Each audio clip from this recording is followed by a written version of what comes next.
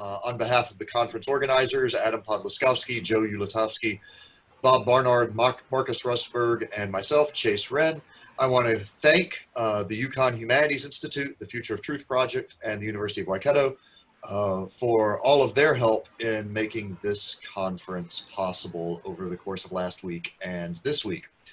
Today is the first of our Author Meets Critic sessions. We're going to be hearing from Douglas Edwards, author of the award-winning book, The Metaphysics of Truth, with commentaries on the book from Nathan Kellen, David Taylor, and Michael Lynch.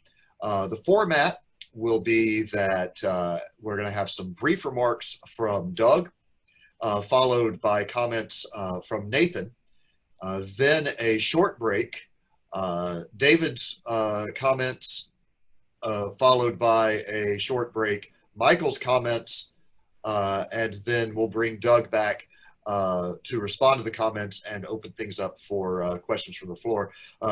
So I think that is all that we need to cover here at the beginning. When we go into the question and answer, I'll talk a little bit about the format and how to do that on Zoom if you're unfamiliar. So at this point, I think Doug, take it away. All right, thanks, Chase. Let me just share the screen. All right, so thank you very much to the organizers for putting this whole series of Truth 2020 events together. Really enjoyed it, and thanks for putting this session together. Thanks to the commentators for taking the time to think about the book, and thanks to all of you for being here wherever you are. I hope that you're well, and I'm really grateful for your interest in the book and the topics that arise from it, and I'm really excited to talk about it with you all. Yeah, in this kind of overview, I'll just talk about what I took to be the two main aims of the book, and then kind of just give you a sketch of how I set out to achieve those aims. So the two main aims of the book were firstly to give a systematic account of the relationships between language and the world, with pluralist theories of truth and existence having a key role in that. And the second aim was to reassert the importance of the metaphysics of truth and the connections between metaphysics and truth. So I saw the book as kind of coming into an environment of work on truth, and particularly in analytic philosophy in recent times, where the thought is that we don't need to do much metaphysics to understand truth, particularly when we think about the influence of deflationary and primitivist views about truth, which suggests that, you know, there isn't a whole lot to say about truth from a metaphysical point of view. And one thing I wanted to do in the book was try to push back against that a little bit. So I'm going to talk about how I tried to do that. So let me just say a bit about the account. So I'm just going to scroll down this, I guess, virtual handout here. So in terms of building the positive proposal about the relationship between language and the world, so A here on the handout, I start with something that I hope is fairly uncontroversial, that we're quite comfortable making distinctions between different sorts of subject matters. That, you know, we can talk about things like what we ought to do, whether someone's done something good or bad. In that case, we're kind of talking about ethical things. We can talk about numbers and the relationships between them and talk about mathematics. We can talk about whether or not things are beautiful and kind of be talking about aesthetics. And we talk about what's possible, what's necessary, talk about modality, and talk about the social structures that, you know, that we experience in our lives, and talk about the social world. And I always thought that that would be, you know, a starting point for thinking about how language relates to the world. And I wanted to try to give a framework to understand that, to see if it could be given a framework, I suppose. And my starting point was thinking, well, you know, we're talking about language, what we talk about, what we use to talk about things. And it struck me that one place to start would be by thinking about the predicates that we use, that when we're talking about different kinds of subject matters, we're often using different predicates to do so, right? Particularly from a philosophical point of view, right? If you're an ethicist, you're kind of interested in predicates like is morally good, is morally bad, things like that. If you're a philosopher of mathematics, you might be interested in predicates like is provable or is prime. The thought was that even if we think of predicates as generally speaking marking distinctions between things, that the reasons we draw different distinctions are very different in different areas, that predicates have different functions, that the distinctions that we mark between things have very different uses in different areas. So the social distinctions we draw between people, for example, this is one thing I suggest in the book, are very different from the sorts of biological distinctions we draw between things. The thought was that we have different uses for predicates, they do different things, even if they're all ultimately trying to mark distinctions between things. So this was how I kind of initially started to think about giving an account of these differences between subject matters, is that we use different predicates to do different things, and the functions, the uses of those predicates are put to as a way of thinking about the differences between those areas, that we're trying to do different things. So then I wanted to think about the relationship between language and the world, and in particular how that's going to work. And I was talking about predicates, so it seemed to me that a natural place to start would be to connect up like a predicate with its worldly correspondent, right, a property. We have a kind of background kind of view that the predicates refer to properties. So what's the relation between a predicate and a property? Have these different kinds of predicates? How do we understand the relationship between those predicates and the properties that they refer to? And I kind of outline two different ways of thinking about this in the book. So these are 1 and 2 on the handout there. So we have language on one side, which involves predicates, and we have the world on the other side with properties. And in model 1 there, the thought is that the predicate responds to the property. In the terminology I use in the book, this is where you have a responsive predicate that responds to what I call a sparse property. The thought here is that the world is in the driver's seat. There are properties that are out there that are doing stuff. We come to observe and notice those things. We create words to name them and track them and talk about them. So one example I use is the predicate is metallic and the property of being metallic. The thought here is that there's a property of being metallic, which is out there in the world. We do some science, we come to start to understand this. We create a term to refer to it. And there's a kind of world to language direction of explanation there. So this is what you might call, broadly speaking, a realist approach to thinking about how language relates to the world, right? The world is primary and then language comes after it. The second approach kind of turns that around.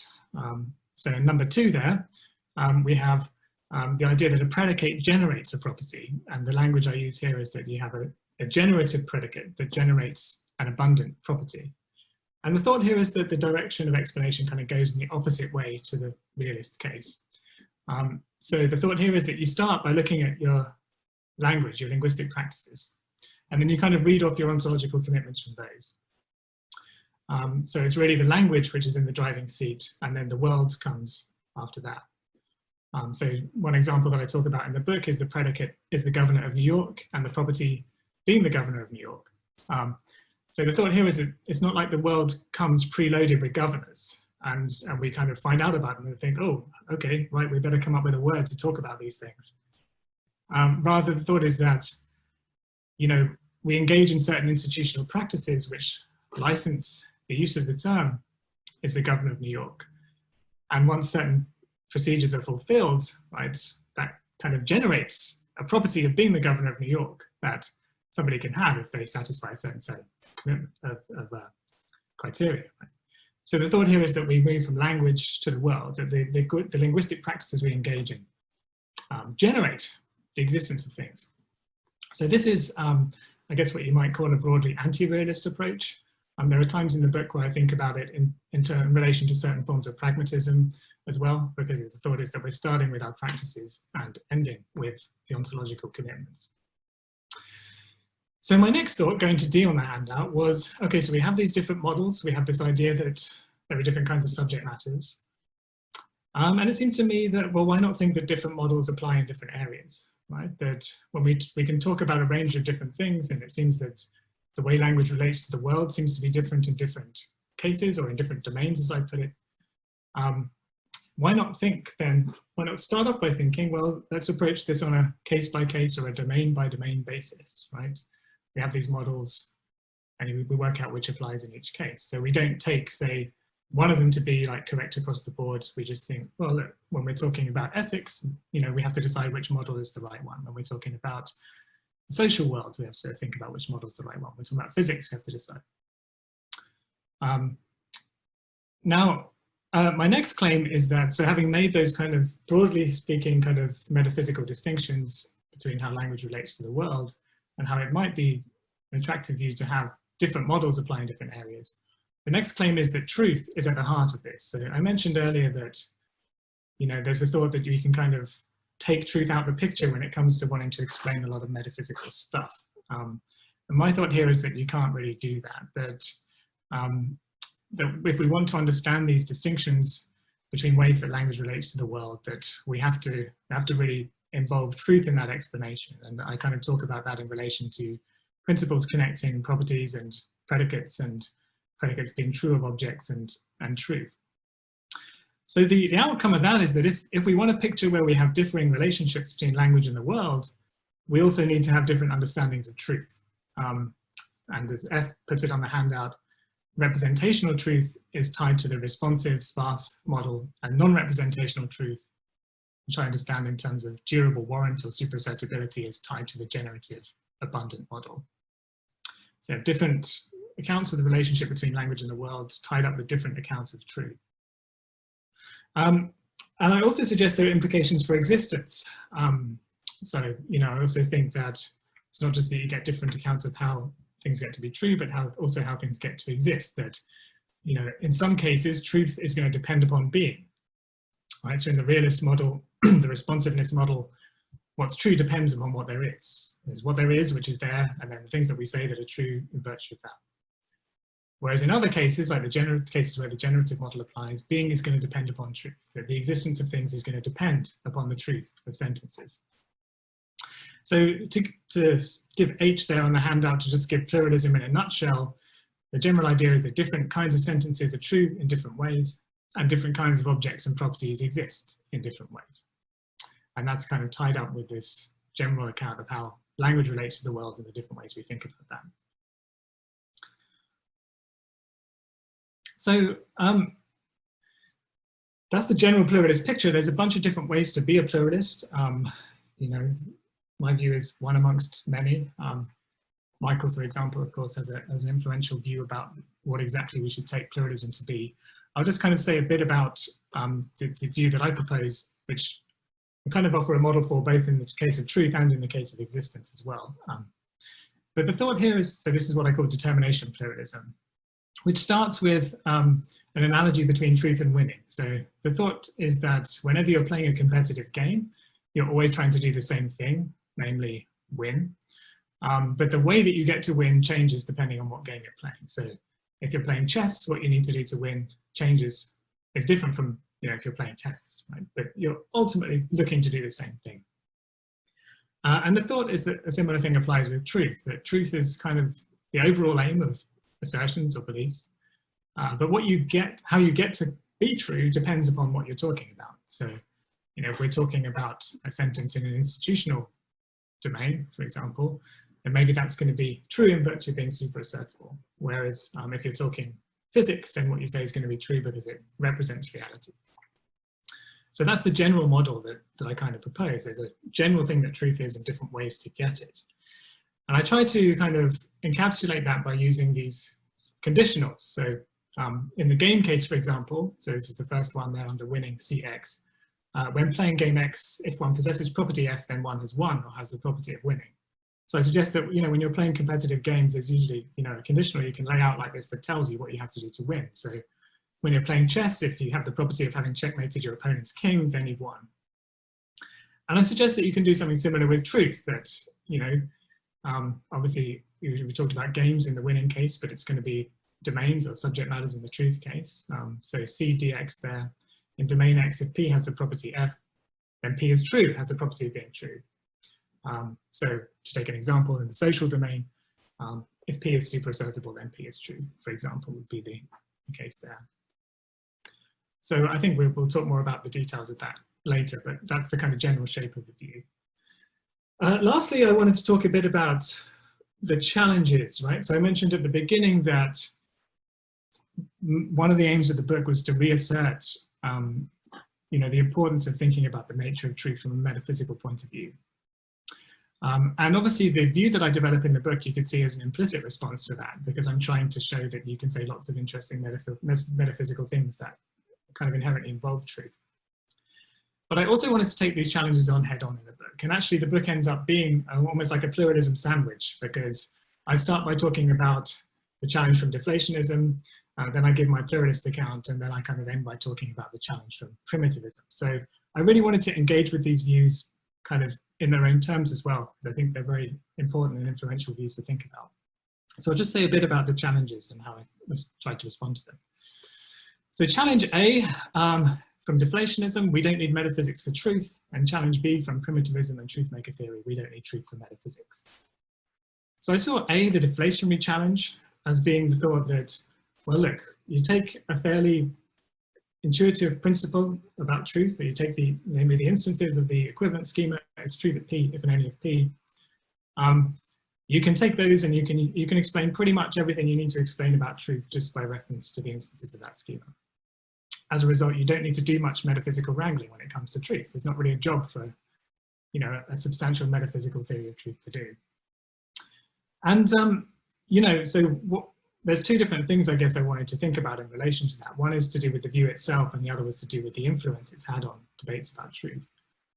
In terms of the view itself, very briefly, kind of what I try to do is really think about those instances of that schema, it's true that P if and only if P, and whether they, you know, are as kind of basic and as fundamental as deflationists take them to be. And if they're not, then what commitments, more substantial commitments to deflationism about other notions, like for example, reference and satisfaction, are kind of taken on board. And what I ultimately claim is that deflationism about truth is really deflationism about a whole host of semantic notions, and actually kind of gives us a very specific anti-representational view about the relationship between language and the world, which actually makes saying anything about how language relates to the world quite difficult.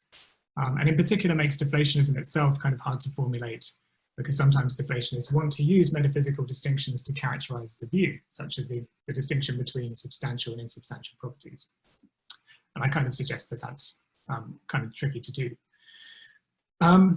In terms of the methodological stuff, I also wanted to respond to an approach that has kind of been spawned by the popularity of deflationism called methodological deflationism, where the thought here is that because deflationism seems to be the most innocuous theory of truth, in that it takes a set of principles, namely the instances of the equivalence schema that everyone wants to accept, but that should be our starting point, right? That deflationism is the default theory of truth, and as a result enjoys some sort of methodologically privileged position over others, right? If you want to do correspondence theory or pluralism, you have to first show why deflationism is wrong. And my response to that was really, I wanted to kind of, you know, kind of highlight the radical nature of deflationism. And it's not just a view about truth, it's a view about all sorts of other things. And that, you know, I don't really think it's quite fair to represent it in that kind of way as being this kind of fairly innocuous view that everyone should start with.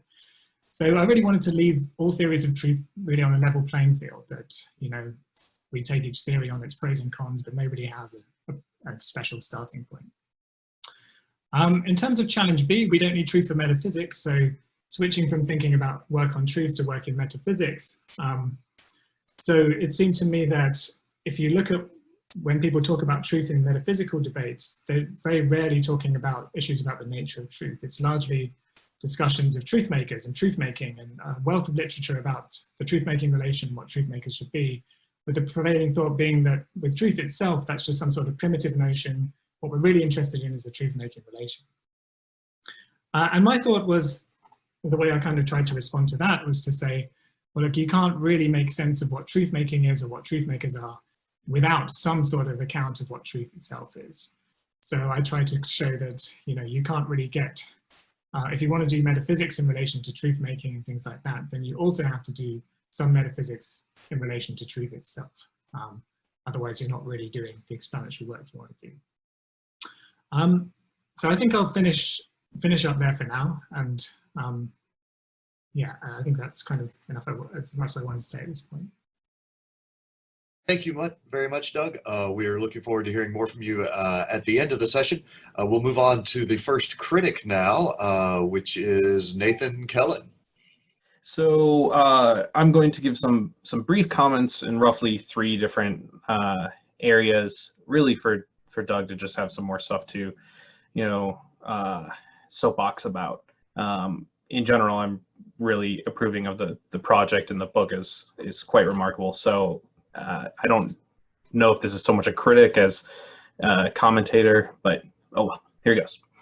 So Doug's book is, like I just said, really quite a remarkable book, and one that I think anyone interested in truth should be looking to. In particular, his book is a fantastic addition to the truth pluralist literature. And I think that's in large part because truth pluralists, despite sort of truth pluralism being a position on the metaphysics of truth, have tended to begin their metaphysical work with conceptual analyses. And I'm certainly guilty of this to the extent that someone can be guilty of it as well. And Edwards's project, on the other hand, really begins with sort of a mainstream metaphysical project, this view on properties, and everything sort of flows from that. And I really appreciate that. So that's where I'm going to sort of begin. So his view conceptually begins in the way that he just really nicely laid out. We have this idea of different subject matters, and then we're going to make sense of that and sort of do all the pluralist work, sort of build up to the pluralism by making a distinction between abundant and sparse properties and sort of deploying that. So that's going to help us differentiate and understand these different kinds of predicates and properties. For example, the moral, and mathematical, and social, institutional, and so on, the chemical and physical. Page 66 has a really nice chart, probably the best chart I've seen of sort of different domains or subject matters in the literature so far that I encourage everyone to lift and use for their own purposes. And once we sort of have those in hand, that understanding of the different types of properties, we can then provide a foundation for all of the domain talk that we want that's so common in the truth pluralist literature. And I'm going to come back to that later. And most importantly, for truth pluralists, like some of the people in the chat, obviously, and like I guess I occasionally am, we can get to different ways of being true. And so we have an instance of the virtue that I cited in the first slide. Really what Doug's doing is providing a lot of the heavy-duty metaphysical work to ground out a form of truth pluralism. And he begins the discussion of truth pluralism in, I believe, the 7th chapter by saying that his main commitment is to the general pluralist picture that has been developed, as opposed to any specific formulation of truth pluralism. He then goes on to say that, I'm going to argue in favor of this determination pluralism, but, if it turns out that, some other view turns out to be okay, then all the better for truth pluralism. But this, I think, leads to a natural question, and one that I hope you can say a little bit more about. Is the metaphysical work that has been done at the beginning of the book really, truly compatible with other forms of truth pluralism? Or does it lead naturally and only to the determination pluralism? And one reason that you might worry that that's not the case, I guess this isn't so much a reason to worry, but maybe it's a little bit telling. The only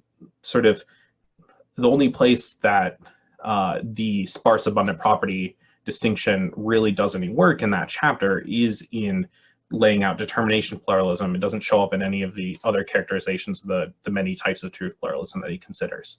And so I'd be interested in hearing whether he thinks that his view is compatible with all or most forms of truth pluralism, or whether there might be some hangups. And I mean, that might end up being a consideration in favor of his view, or it might be a mark against, depending on how you feel. I guess we'll hear probably from that from Michael. So moving on to the second topic that I would like to hear a little bit more about. So as Edwards notes early on in the book, and again in his opening remarks, the shift in the truth literature towards deflationism and primitivism was in part aimed at separating the debate over truth from the realism, anti-realism debate that dominated much of analytic philosophy for the 70s, 80s, and early 90s. And in bringing back a focus on metaphysics, we should expect that Edwards' book may be able to shine some light on the relation between truth's nature and that debate. And I think it does this, and it does it in a newish and interesting way, and one that I think is worth examining in a bit of detail. And so I'm going to hop on my hobby horse and sort of examine this through a lens that I gave in a paper that came out of a big truth pluralism conference that Nikolai Peterson ran at Yonsei, and of which Doug was also a part. So in that paper, I argued that truth pluralism is the spiritual successor to the realism anti-realism debate because it combines the two into a single coherent framework.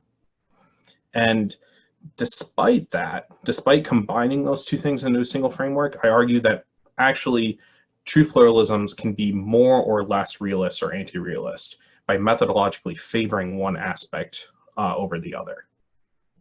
So the question then is, where does Edwards's view fall? If it's going to tell us something about the realism anti-realism debate, if it's going to be a position in the truth pluralist literature, where does it fall on that divide?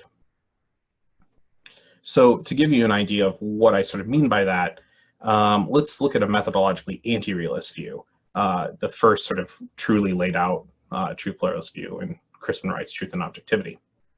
So Wright begins with his anti-realist notion of truth, superassertability, the same notion that Edwards uses in his book.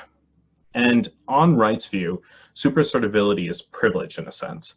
We only turn to our realist truth notion, which is some form of correspondence, when superassertability fails to model that domain. In other words, as Crispin says, we must win through to realism. Anti-realism is going to come first in our investigation. When that fails, or when we have some convincing argument for realism, then we move to realism. But anti-realism has this methodological privilege aspect to it. Now, for an example of a methodologically realist view, on the other hand, I think Doug's former view in simple determination pluralism from 2011 is a good example. And so here's a sort of choice quote.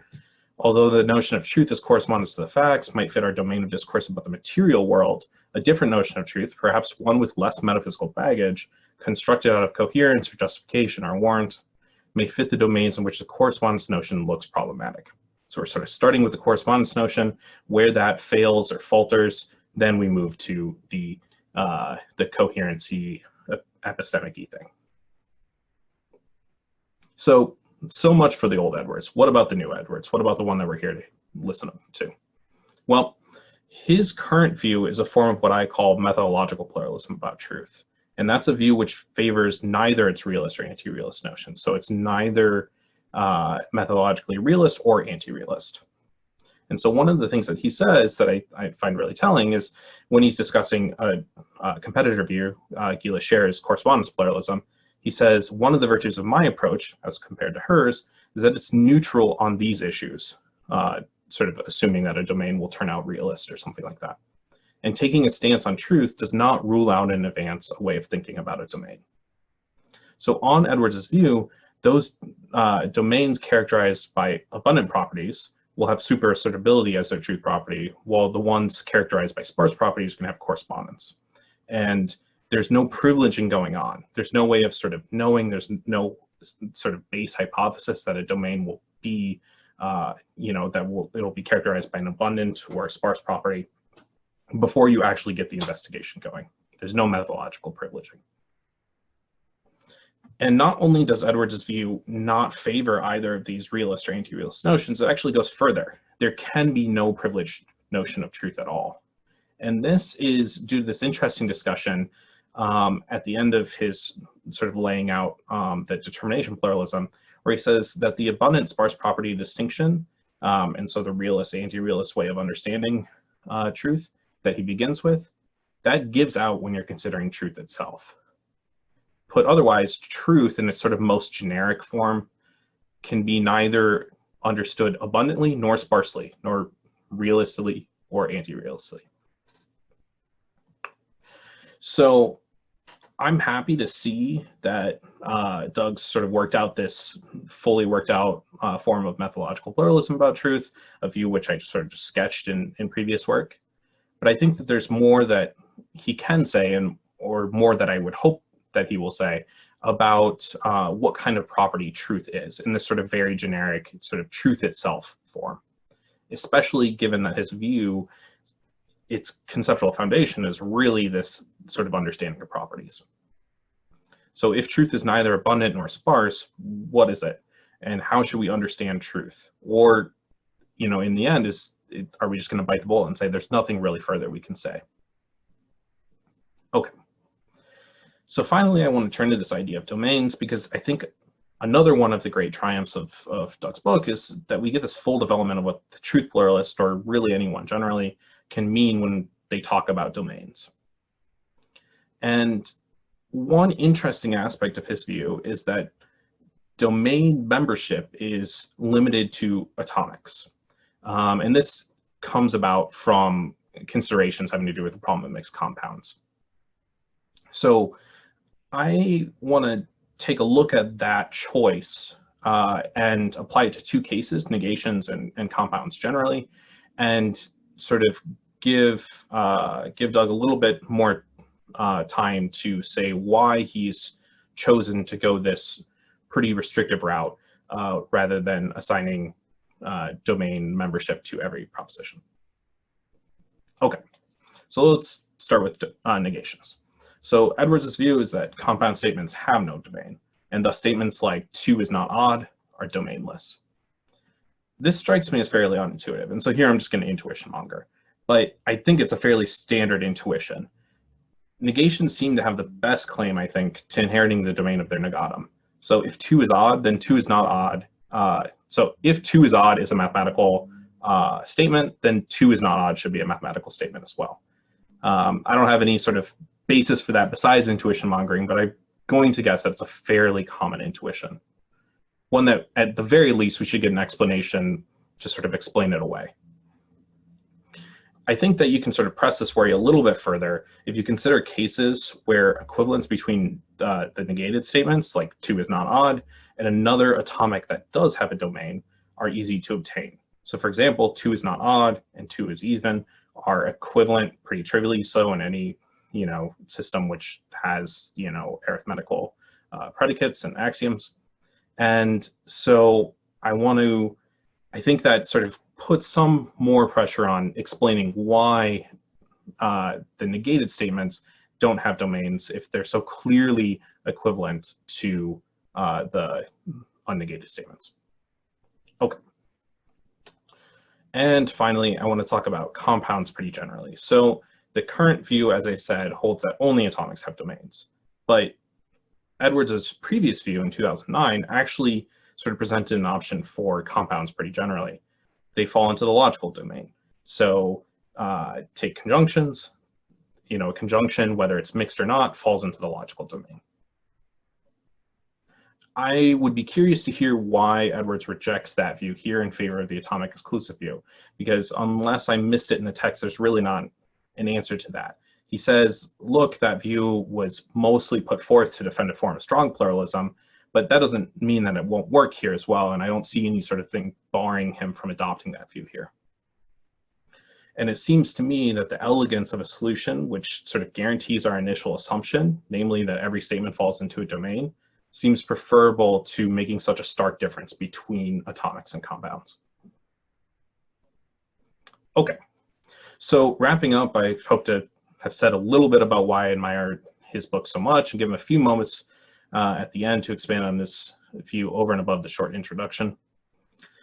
So just to remind us all of the issues I raised, I would like to hear more about whether pluralists, all pluralists, not just determination pluralists, can accept the metaphysical foundation given in the book. I'd like to hear a little bit more about what exactly we can say about truth, or what other pluralists have called generic truth, and what it is to be a non-abundant, non-sparse property. And I'd like to hear a little bit more about this choice to abandon the logical domain for compounds. So thanks to Doug for his book, and 1,000 thanks and compliments to the conference curators, Joe Lutowski, Robert Barnard, Adam Polakowski, Marcus Roxburgh, and Chase Wrenn for their hard work in putting everything together, as well as the invitation to take part. Thanks. Thank you very much, Nathan. Now we have comments from David Taylor. And David, whenever you're ready. So thanks for the organizers of the event for inviting me to speak and for organizing this. It's great. And special thanks to Doug for writing such a terrific book on topics that are near and dear to my heart. I found it, compelling and lucid and, largely convincing. So thank you for that. I should say my comments here are going to be a bit longer than the ones just given. So sorry about that, but bear with me and strap in, I suppose.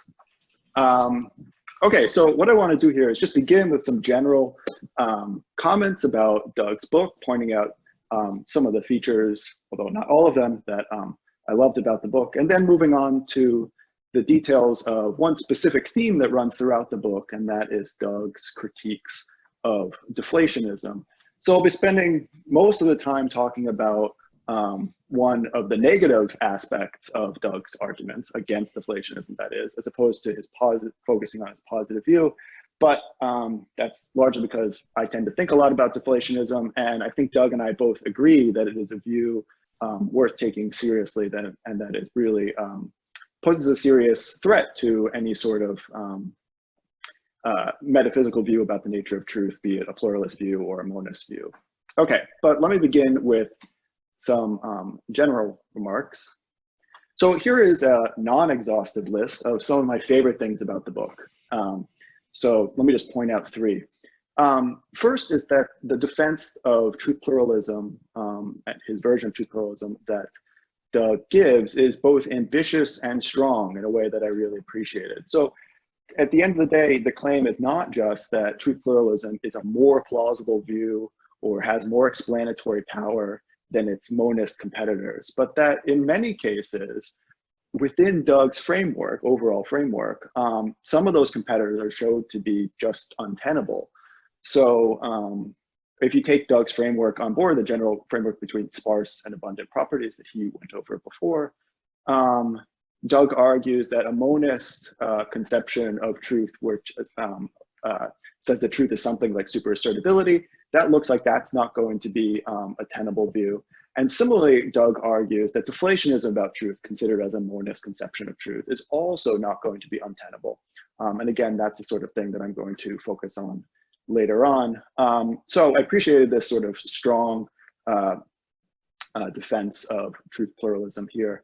I think it's important because if you're sort of drawn toward, say, a correspondence theory, the intuition behind that, but then get worried that maybe correspondence theory can't be true across the board, right, for various reasons, all aspects of language, all parts of language, then you might be tempted to go in for something like deflationism or some other monist characterization of truth or account of truth. And what Doug shows that in lots of cases, those views are just not, just sort of non-starters, at least given his background metaphysical framework. So the second thing that I really enjoyed about Doug's book, but again, this is not an exhaustive list, is that he draws very nice, convincing connections between truth and ontology, and embraces the connections between truth pluralism and ontological pluralism. And so I enjoyed that as well. And then finally, something that Doug does not explicitly or emphasize in the book, but runs throughout the book, is that in various places, orders of explanation, differences in orders of explanation are used to frame these debates in metaphysics and the philosophy of language. And I think that's really important here. I find that very congenial. I think a lot of important distinctions are drawn in debates, are framed in metaphysics and philosophy of language in terms of orders of explanation or differences thereof, or at least that's a very nice way to do it. So that's all throughout the book. And I think that's important in a way because understandably, there are a lot of philosophers who are suspicious of this talk of orders of explanation, especially when it's given when it's understood in metaphysical terms, which as opposed to epistemic or conceptual. And that's, I presume, the way Doug is understanding as well. And one way to push back against skepticism about this sort of business of orders of explanation is just to show the sort of philosophical work that it can do. And I take it that in reading Doug's book, it became clear that Doug was showing the great extent to which these sort of differences of orders of explanation can help in framing various philosophical debates.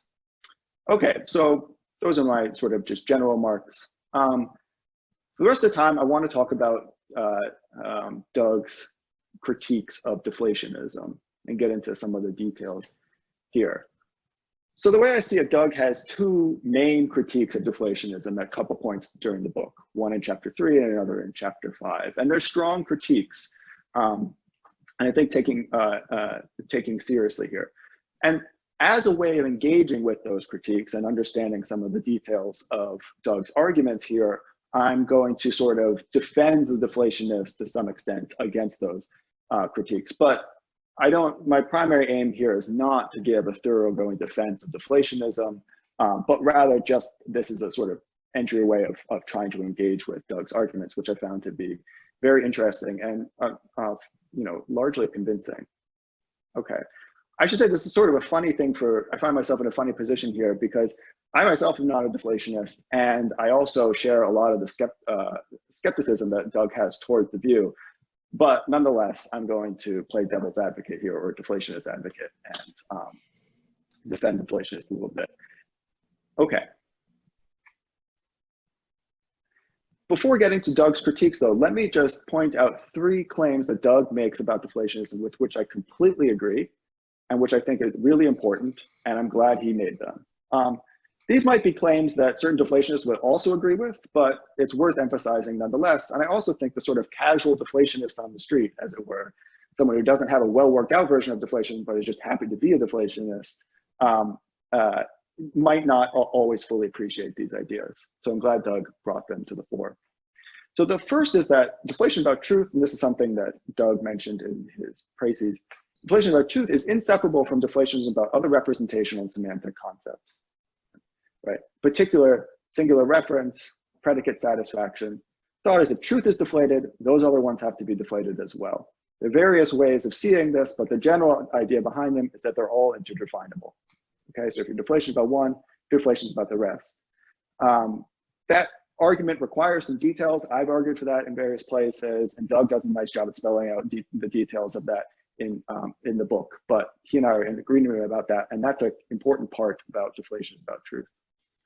So it's a whole package of deflationary views. And this package is what Doug calls global deflationism. It's a deflationism about truth and other semantic and representation notions. They all kind of come together. Of course, the sort of primary proponents of deflationism out there, who have the most well worked out views, thinking of Horwich and Field here, would agree with this.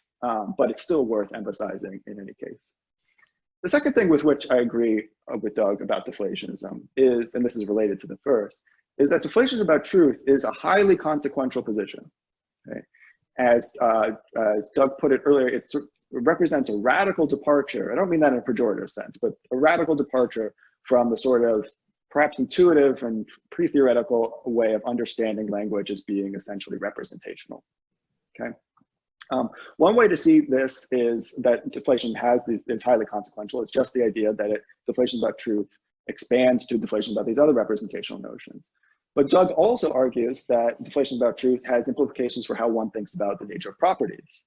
And I've argued elsewhere that deflation about truth has implications for how you think about things like indeterminacy and meaning. So I think Doug and I are on the same page here, that deflationism is a highly consequential position, not a metaphysically innocuous position as it is sometimes described or thought of. And the third point here related to the previous two is that given that deflationism is such a consequential position in these various ways, that methodological deflationism, the idea that deflation about truth should be taken on as a sort of default position in theories about truth, that's an unjustified methodology. That's not to say deflationism is false, but that methodology is unfounded. And with that, I very much agree with Doug. So I'm glad he made all three of those points.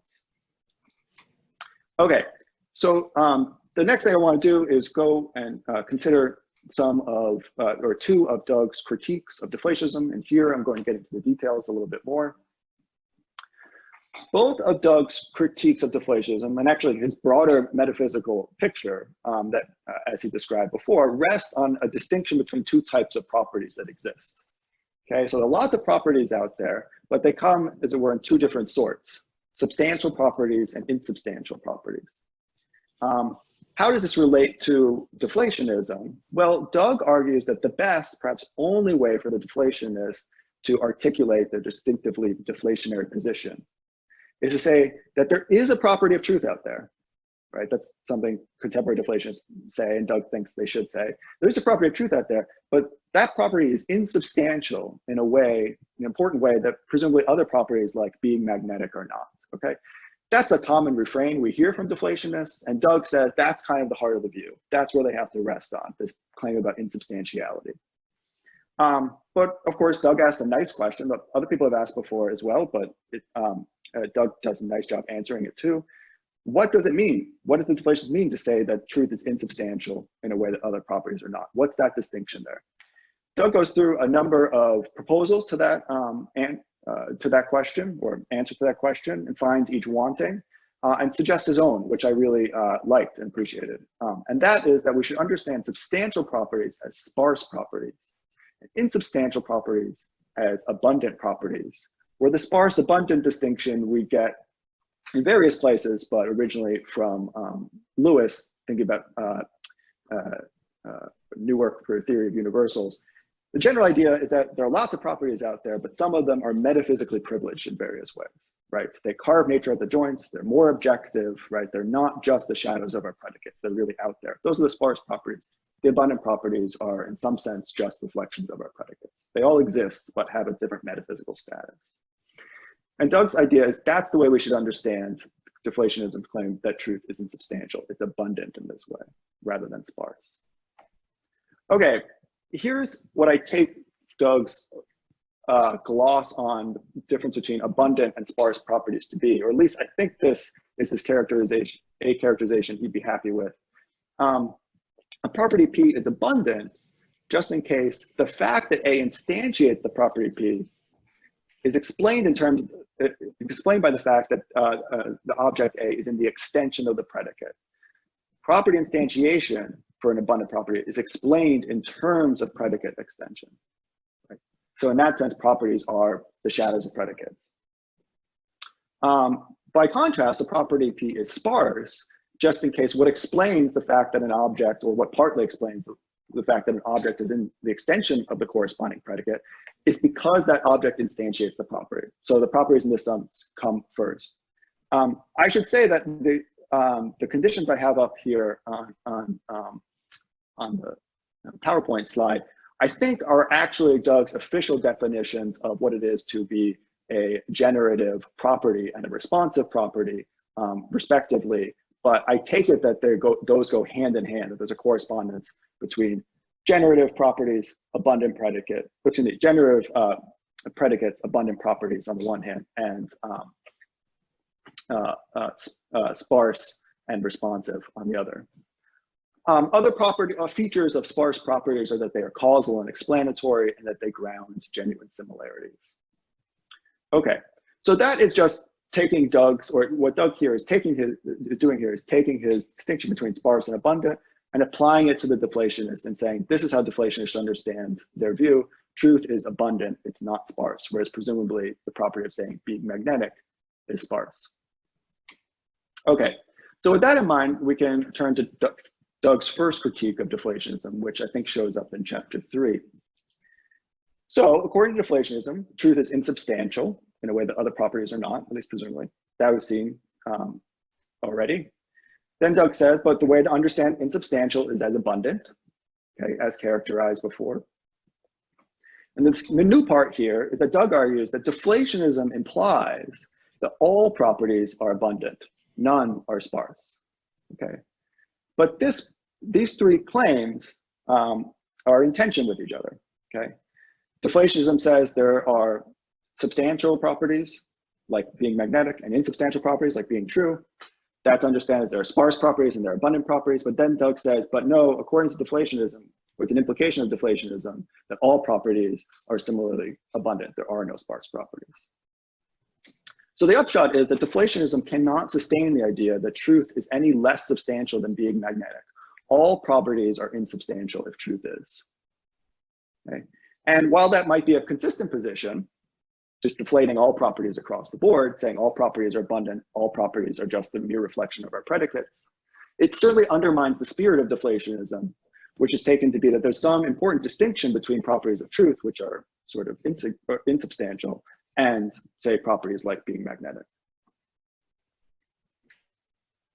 So here's a quote from Doug. He's just sort of summing things up here. He says, the idea is that once we accept the global deflationist picture, many, if not all, metaphysical debates dissolve.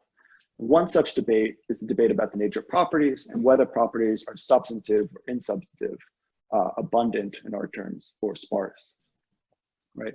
I'm going to skip over this, but it's worth comparing this problem to a problem of, say, creeping minimalism and meta-ethics. It's also sort of similar to Boghossian's arguments in the status of content. The general idea is that deflationism robs us of various ways of drawing metaphysical distinctions, but and Doug is arguing you need those metaphysical distinctions to articulate deflationism in the first place. Okay. Here's a way a deflationist might respond, okay? I take it to a sufficient way of responding to Doug's argument here, even if substantial and insubstantial amount to abundant or sparse, abundant and sparse.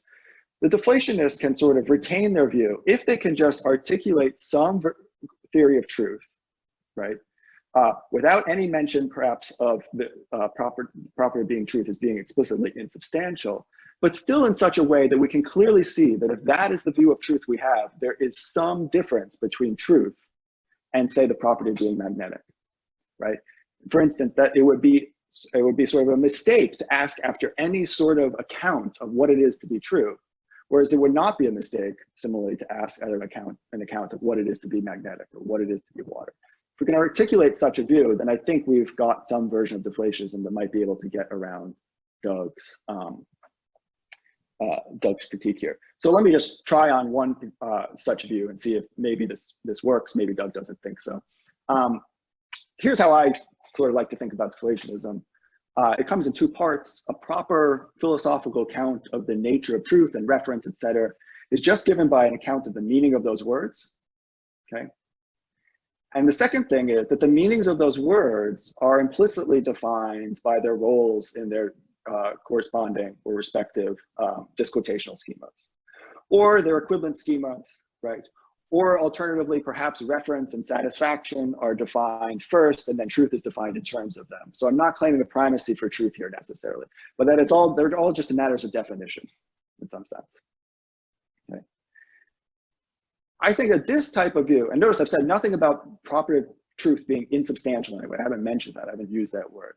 But I still think that this conception or this articulation of deflationism, if we understand it correctly, and if that's the way we approach truth, then questions about what the nature of truth is, or giving any further account of the nature of truth, right? Those questions are deflated away.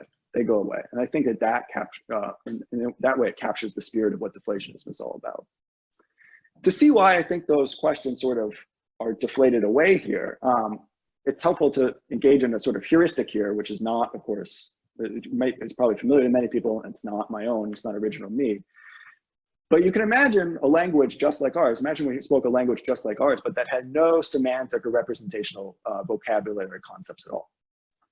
Otherwise, just similar. And then we said, listen, it would be really useful just for practical purposes if we had a word, call it true, and that worked disquotationally as according to the T schema, right? For, to help us out with generalizations and things like that.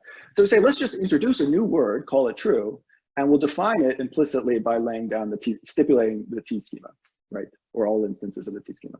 Or similarly with respect to refers, whatever the utility of that disquotational use of refers is what, and the deflationist has to have something to say about that, okay? If that's the way we understood truth and reference, that we were explicitly aware that the only reason we had those words in the language at all, the only reason we had those concepts was just because we stipulated that the schemas were true as a way to solve various, generalization problems and things like that for practical purposes, then it wouldn't make any sense, and we wouldn't at all be tempted to ask, but really, what is the nature of truth, or what is the nature of reference? Is reference a matter of causation or dispositions to use the word in a certain way, or an associated description? those questions just don't arise, and anybody who asks those questions would not understand truly what how we came to have those words in our language in the first place. Here's an example, here's an analogy that I've used elsewhere. This analogy is better with respect to deflation about reference than it is with respect to truth, but Doug and I both agree that these are sort of a package, truth and reference here. Suppose in our actual language, like right now, we introduce a new predicate, call it eviates. I couldn't think of a better name. So think of it, a new predicate, eviates. And here's how I'm going to define it. I'm just going to stipulate that the following schema is true. So a word, a singular term A, eviates an object X, just in case X is a proper part of A. So that's a sort of disquotational schema. It's very analogous. It's analogous to the schema for reference, R. Right? Only difference is that on the right-hand side for R, we have facts about identity, whereas on the right-hand side of E, we have facts about mereology. Okay, so I just introduced a new word. I think I gave it meaning. Okay, now we can speak in terms of that word. And now I can truly say that the word England eviates London, because England is a proper part of London. Okay. But if I've done all that, it clearly would be folly to look for any explanation of this fact that the word England eviates London in terms of causation between the two things, or disposition to use the word in a certain way, or eviation magnetism or something like that, right? No, we understood how the word eviates was introduced to language because we just stipulated it this way. And now we've understood everything there is to know about eviation, right? So I think that if we view the truth and reference on the deflationist picture as analogous to eviation in this way, right? And that's not the only thing, maybe not every deflationist would like that, but I think that's a version of deflation. If we understand deflationism in that way, then similarly we should agree that questions about the nature of truth and reference that go just beyond the meanings of the words as simply defined by their schemas, that none of that makes any sense, right? Those questions are all deflated away. So that captures the spirit of deflationism, and yet I haven't had to make reference to anything about the property of truth being insubstantial in any significant way. And moreover, by introducing these words, true infers in this way, or eviates, I also haven't undermined the idea that we could provide a more substantial account of what, say, magnetism is, or water, or something like that. Okay, so that's just a suggestion of a type of deflationism that maybe could avoid Doug's first critique by just avoiding talking about substantial and insubstantial at all. Okay, let me turn to Doug's second critique of deflationism, which is stronger. Okay, first, deflationism maintains that truth is an abundant property. That we've already seen. So granting that truth says that, granting that deflation says that truth is insubstantial and that insubstantial equals abundant, we get premise one. But, and here's a key move that Doug makes, and this is a really nice part of the argument.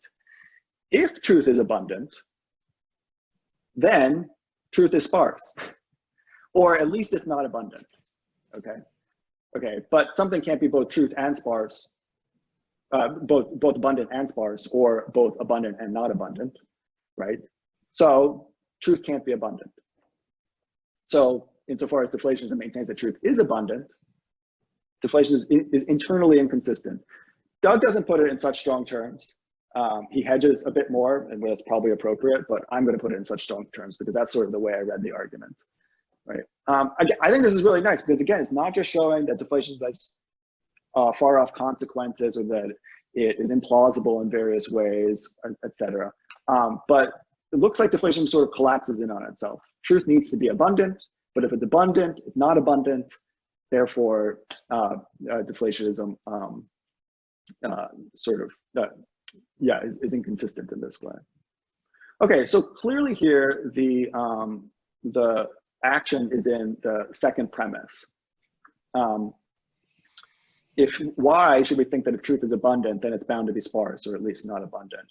I have a quote from Doug here, but I'm going to skip over that in the interest of time and just give you what I take to be the breakdown of the argument for why, if truth is abundant, then it would have to be sparse, which again, it can't be both. So suppose truth is abundant. What does it mean for it to be abundant? Then that means that if the fact that something instantiates the property of truth is explained by the fact that that thing is in the extension of the predicate. That's just what it is to be abundant. Okay. Okay. So let's just move from 1 to 2. Okay, but then what explains the fact that the object S, a sentence, is in the extension of a predicate true? Well, it can't be that that object instantiates the property of truth, right? Because then we get a circular, we'd just be back up at 1 again. We'd have a circular explanation, right? It has to be that the fact that if S is in the extension of the predicate true, that's explained by the fact that the sentence which ascribes that predicate to the object, namely the sentence S is true, that's at 3, instantiates the property of truth, or is true. So this is a general line that, or general order of explanation that Doug sees for abundant properties. So for abundant properties, something is in the extension of the predicate, why? Or excuse me, something instantiates the property, why? Because it's in the extension of the predicate. But why is it in the extension of the predicate? Because the sentence ascribing that predicate to the object is true. That's a general line of order of explanation that Doug argues for in the book for abundant properties. And so now here it's just applied to the abundant property of truth. Focus on the relationship between 2 and 3. You can kind of forget 1.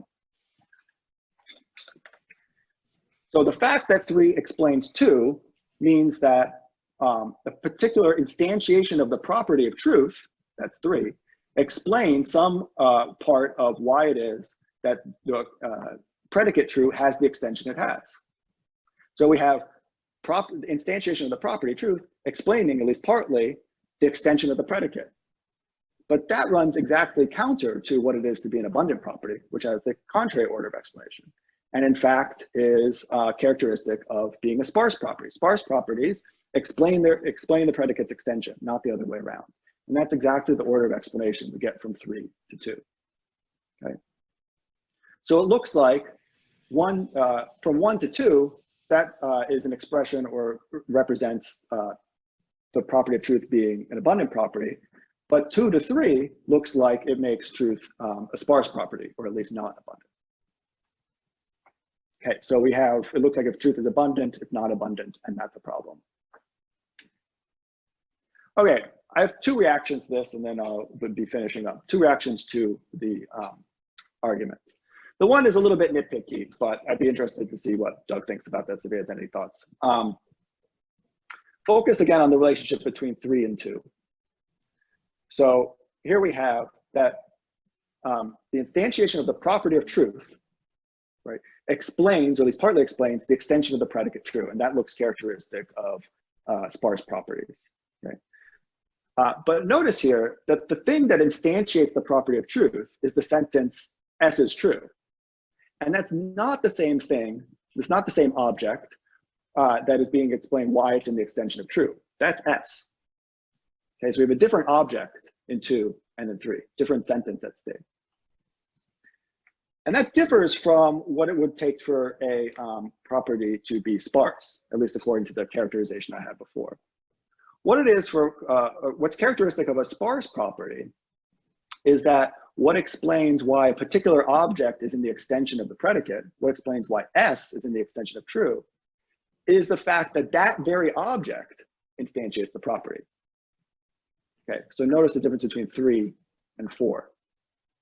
The relationship between 2 and 4, the object remains the same, S.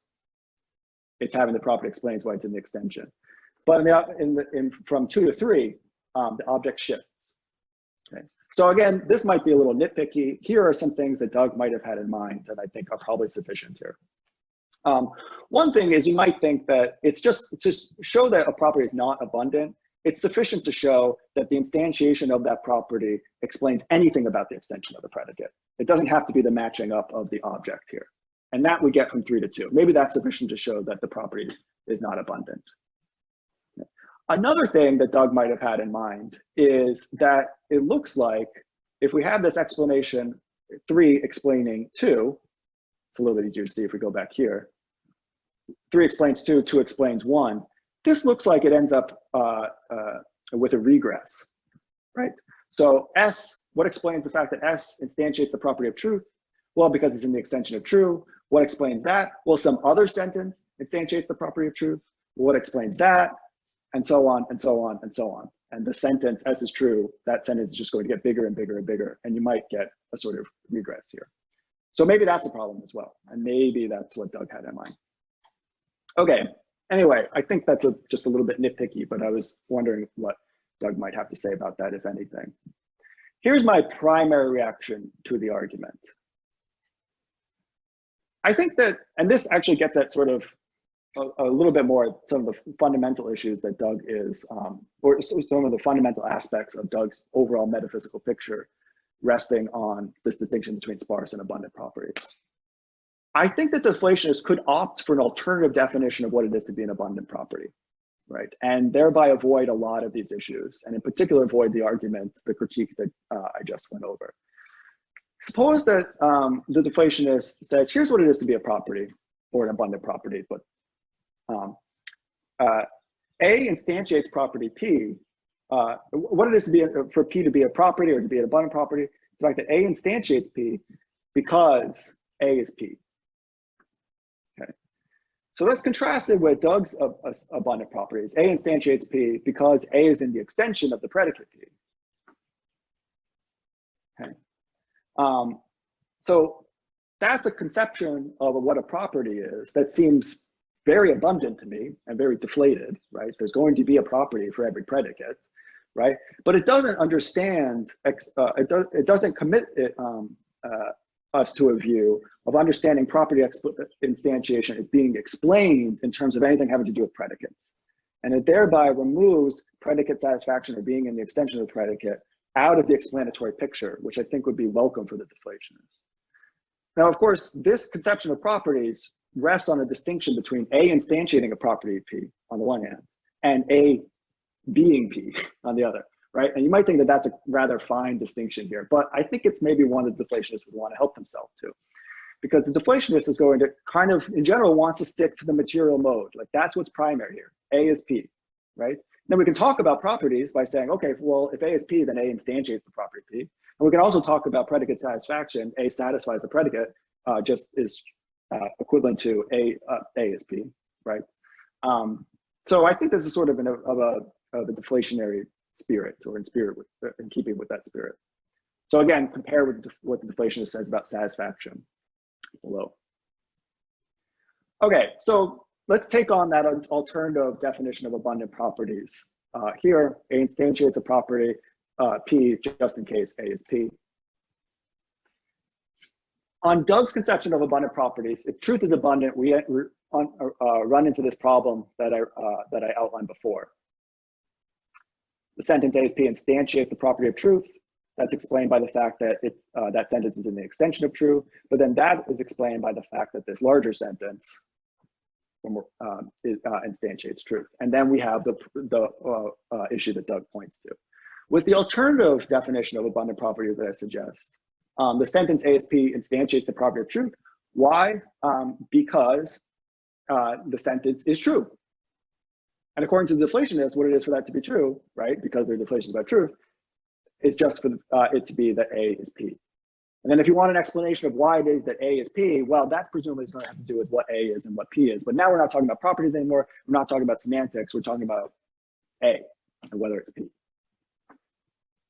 Okay, so I'm suggesting that if we take on this alternative definition of properties, it's sufficiently a deflated conception of properties and abundant for the deflationist to take on, right? But it might be one that could help the deflationist out of this jam. Okay, I'm gonna sort of, well, okay. Let me just emphasize this one last part. The alternative account of properties severs any explanatory tie between property instantiation and the extension of predicates, okay? Instead, what we get is the fact that A is P explains both that A has the property P and that A satisfies the predicate or is in the extension, okay? But there's no, but the fact that A is in the extension does not in any way is not explanatory related, at least not directly to A having the property P. That's indicated by that diagram. Okay, I have some bit about causation here, but I'm going to, an explanation, but I'm going to skip over that in the interest of time. Okay, so just summing up what I've offered here, basically offered a way deflationists might respond to Doug's critiques by articulating their view in a specific way and taking on a particular conception of properties that might allow them to avoid or sidestep some of Doug's complaints here, right? So again, the thought is that we should understand deflationism as saying a proper philosophical account of the nature of truth and reference, etc. They all come as a package, just given by an account of the meaning of the word, but the meaning of the words, true, refers, etc., are just implicitly defined by their associated schemas. And then they can also add on a deflationary or abundant account of properties. A stands for property P, just in case A is P. The fourth point I did not discuss, so I'm just going to leave that. The first two, 1 and 2, would imply that it would be folly to ask for any sort of explanation or account of truth beyond just their disquotational schemas. And this might help avoid Doug's critique. I also don't think that that undermines our thinking that there is an explanation we could ask about, say, magnetism. So it allows for the contrast between the two. And then finally, 3 allows the deflationist to acknowledge a property for every meaningful predicate, but does not define properties in semantic terms, does not define properties as being the shadows of predicates, and sort of the way Doug defined abundant properties. Okay, so I'm not sure, I'm sure Doug has lots of things to say about why this is all wrong, or why this sort of deflationary picture falls into other problems as well. And it might be might not be a type of view that all deflationists or many deflationists would want to subscribe to. But let me just emphasize that all of this is just as a way of sort of engaging with the details of Doug's arguments that largely I found very congenial and compelling. And I'm really glad he's sort of taking on these issues. So thanks, Doug. Thank you, David. We are going to be taking a short break. My clock says that it is 22 minutes after the hour. We will come back at 27 after the hour with Michael Lynch. Hey, how's it going? All right. Great session so far. Can you see my screen? Can you see my screen? Yeah, I can, yeah. Okay, good. There's nothing in here that wasn't in the stuff that I already sent, as far as I know, but I can't promise I won't elaborate on a few things. That's all right. I will stammer and stutter a little bit here to give people a few more seconds, but it is 27 after the hour, and that means it's time for us to hear from Michael Lynch. After Michael's talk, we'll take another quick break, and then we'll be hearing from Doug and open things up for questions. So Michael, take it away. All right, well, thank you very much to all the organizers and to Doug for writing this wonderful book. If you haven't purchased it already, you should run out right away and get it. Here it is, very attractive book, inexpensively priced, available everywhere, and makes a great gift for your loved ones. So with that, I will now proceed to some more critical remarks. And actually, what I want to do, all joking aside, is I want to begin with 2 observations that I think connect a bit with some of the things that Doug actually noted at the outset of his first bit of his presentation. So the first is that the first observation is that those of us who work on truth for a living find ourselves, I think, in curious times.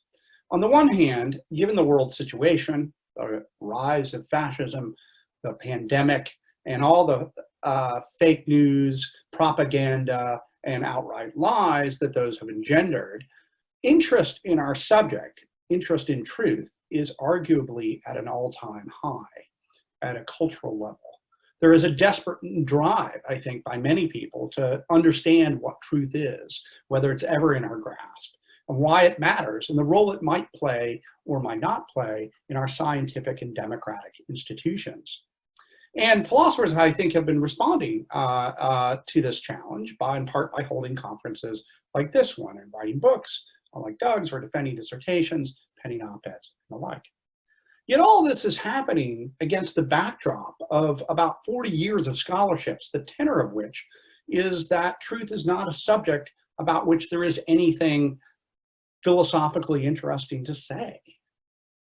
For decades, philosophers have argued, at great considerable length, over and over again, that there is nothing much to truth, and that we should really stop, as philosophers, talking about it. Truth is boring, it's easily understood logical device that serves a linguistic useful purpose, but that's it. Nothing to see here. Move along. Now, I think there's more than a bit of irony in this.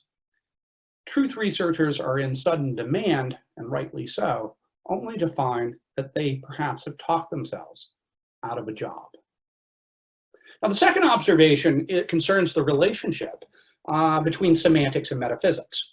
There was a time in analytic philosophy when these two fields were heavily connected, and connected via truth theory. So at the height of the Davidson, Dummett, Putnam era, for example, investigating the nature of what is and investigating truth conditions went hand in hand. And the battles between realism and anti-realism were fought on the alethic fields. But in the last couple decades, these connections have weakened. Metaphysicians have come to think that they could dispense with worrying about what truth is, and many semanticists have shown increasing frustration with traditional metaphysics and the realism, anti-realism issue in particular. So I suspect that these two observations are basically related. I mean, I think that when you start thinking that there's nothing to say about the metaphysics of truth, it becomes easier, to, I think, for example, to sideline metaphysics generally. But I also think, and more importantly, and to the point of our being here today, these observations illustrate the importance of Doug's excellent new book. For that book, it has not one, but two aims. And I realize I've been not advancing my slide. The first aim is to defend a kind of pluralism with regard to truth and existence. The second claim, however, is more general, and that's to defend the claim that understanding truth means doing some metaphysics, and that certain metaphysical debates can be, and perhaps must be, fruitfully understood by appealing to truth. Now, not surprisingly, I applaud these aims, and in ways I'll try to illustrate at the end of the remarks, I find Doug's account to be particularly useful for helping us think through some of the questions being posed to us now in the political context. But I first want to press Doug to do more to live up to his goal of giving us the metaphysical details about truth by giving us more details about the metaphysics of his own account. So the first section, or the second section after this introduction, we might call family squabbles. All right. So as we've heard, Doug's version of truth pluralism is what he calls determination pluralism. He's been working on this over a decade. And roughly speaking and very schematically, he holds that there's a single truth property, the possession of which is determined by A, what the sentence is about, B, the domain it is a part of, that is what it says of what it is about, and C, which domain-specific property it has, which determines that it is true. That, in a nutshell, is what I understand the account to be. Now, I don't think it'll surprise anyone here that I like this view, because I have myself embraced a position that's very much like it, and I find, which I consider to be consistent with it.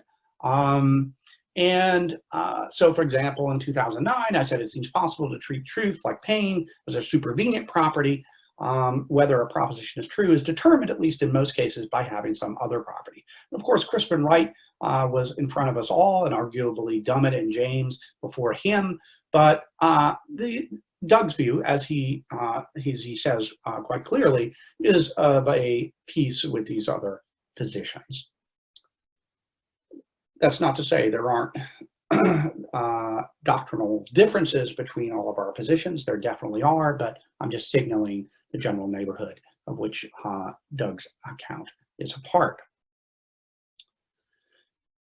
Now, the thing is that I think if we're going to take the metaphysics of the view seriously, and if we are Edwardians, I think we must, right? Then Doug's determination pluralist must, I think, answer at least these following 3 questions. Now, there's a lot more questions we might ask the determination pluralist. I can give you more if you'd like, but these are the 3 that I want to focus on. First, the theory must obviously say what truth as such is. According to the view, there are properties that are not truth that determine whether a given sentence is true or has the property of truth. So what is the property of truth? Well, like other pluralists, Doug follows Crispin Wright by claiming that the nature of the property is specified or even exhausted by certain, and he notes, importantly, revisable principles, or what he calls, following Wright, platitudes. And note that there may be some other answers here that are available. You don't have to go in order to be, I think, determination pluralist. I'd like to hear what Doug said about this. Not a main comment, it's just a sort of thought, is whether you actually have to follow the sort of Crispin Wright network analysis, or as I put it, a functional analysis, in order to really specify what truth as such is. It seems like there are a variety of other conceptual accounts that you might offer, and you might even have a far more minimalist position about what truth is. As Aaron Cotnor and others have suggested, it's possible that a very deflationary account of truth could be consistent with a type of determination pluralism, because again, on determination pluralism, there's truth, and then there are the properties that determine whether a sentence is true, and those are different. Okay, second question. So the first question I think he gives an answer to, and one which I agree with. Second question is the determination pluralist must say what properties can be the truth determiners, so to speak. What makes certain properties the truth determiners? Well, again, on this account, the platitudes and the satisfaction of the platitudes by a particular property is going to very much matter. But the thing I want to flag here is that according to the determination pluralist, certain kinds of predicates respond, as we just heard, to sparse, mind-independent, roughly, properties, and other kinds of predicates generate abundant, mind-dependent, roughly, properties. For atomic sentences employing responsive predicates, their truth or falsity will be determined by their representational properties. For those employing generative predicates, the truth will be determined by an epistemically constrained property like superassertability, or what I call superwarrant. And this in turn allows Doug to claim that the identity conditions for domains of discourse consist in the kinds of predicates they employ. And that's a really interesting move. One of the things he's able to do with his metaphysics of properties is, and with his understanding of how properties are related to predicates, he can give an account of what he calls domains, and what I call domains, in terms of the kinds of predicates that the respective domain employs. And that's worth flagging. Now, I rushed through that on part for perhaps you could see this coming, because it's the third question that I really want to focus on today. And the question I want to ask is, okay, so there's truth. All right, you told me what that is, let's say. And there's the properties that determine truth, and you've shown me you've told me what those are, let's say. Now I want to know, what is this determination relation? And what's the metaphysics? This is the book called The Metaphysics of Truth, and I want to know what the determination relation actually consists in. Now, Doug, as he already showed us, gives us some helpful conditionals. What he says is, for example, in a domain X, if P has the property F, then P is true. P has the property of being true. That is, he gives us certain conditionals that are meant to show us that when a certain property is instantiated by a sentence, then it will also have the property of truth. Truth will be determined. And what we're told about the determination relation, I think, is really encapsulated in these conditionals. So here it is some examples from that, instances of that schema. In the chemical domain, if P represents reality, then P is true. In the social domain, if P is superassertable, then P is true. So these definitely tell us something about what he means by determination. But they don't really tell us everything we want to know, or at least everything I'd like to know. I think we should want to know more things, in particular, about these conditionals. If the conditionals are supposed to shed light on what determination is, then it seems like we would like to know some more things about these conditionals. First thing we might want to know is their modal status. Are they necessary? That is, necessarily true. And if they are necessarily true, what is the strength of that modality? Is it logical necessity or something else? Presumably they are necessarily true. It seemed to me that it would be odd to have a determination relation that's so-called and have it contingent. But notice that the conditionals actually employ English sentences and are about English sentences, all of which have their meanings contingently. Now, I think Doug would rightly protest that, well, look, I'm talking about interpreted sentences, which, as far as I can tell, are the same thing as propositions. But, you know, those are technical asides. In any event, we'd like to know more. Inquiring minds would like to know more about their modal status. We'd also like to know something about their conceptual status. Are these conditionals conceptually true? Again, these conditionals are, if, you know, in the chemical domain, if P represents reality, then P is true. Is that conceptually true? Is it analytically true? If so, in virtue of which of the concepts or meanings involved? Presumably not in virtue of the meaning of the word true, maybe, although that would surprise me, but in terms of the meaning of supersedility or the moral domain. But now, if that's the case, or even if true is thrown in there too, in other words, if he says, yeah, they're conceptually true in virtue of all these important concepts involved, they're all related and they all determine the truth of this conditional. That is, if you understood what it means to talk about moral predicates, and if you understood what it means to talk about supersedility, and if you understood what it means to talk about true, then you'll see that in the moral domain, if P is superassertable, then P is true, is analytically true. But that's a very complicated conceptual truth because it's really contingent on the human being in question having quite a lot of knowledge. That could work. I'd just like to hear more about it. Finally, I think we'd want to hear more about the epistemic status. Are they a priori, and can sentences be true a priori? Again, yeah, that's a sort of, you can deal with that, interpreted sentences, so forth and so on. In any event, are these meant to be self-evident? Now that seems too strong. A priori, yes, maybe self-evident is too strong, but I'd like to know more about that. We'd also, I think, like to know, in addition, before I get to my next point, I just would add that, you know, even if you give all these answers to the nature of the conditionals, you still might have some straightforward metaphysical work to do. For example, to define the kind of determination in question, to actually just give us a straightforward definition of the relation itself. And also to tell us something, for example, and this relates to my next point, whether the predicate is determined by, or that relational predicate, whether that determination, the relation that's picked out by that predicate, whether that's a sparse property or an abundant property, right? If relational properties are allowed to be properties, right? One question would be, is it sparse or abundant? Presumably very, very sparse on Doug's account, but maybe not. If it's not, that's an interesting, you know, consequence. And I might just add that we might ask the same thing about the predicate is superassertable, or even for that matter, represents reality. Are those generative or responsive predicates? That is, are the properties they pick out sparse or abundant? Presumably, we don't want to say these predicates are generative, because that means that what determines what is true will itself be dependent on our beliefs. And that smacks of idealism. But at least in the case of superassertability, responsiveness seems off kilter, and here's why. When we talk about superassertability, or what I call superwarrant, or even concordance, we're talking about properties, epistemic properties, or properties that are defined in part by epistemic concepts.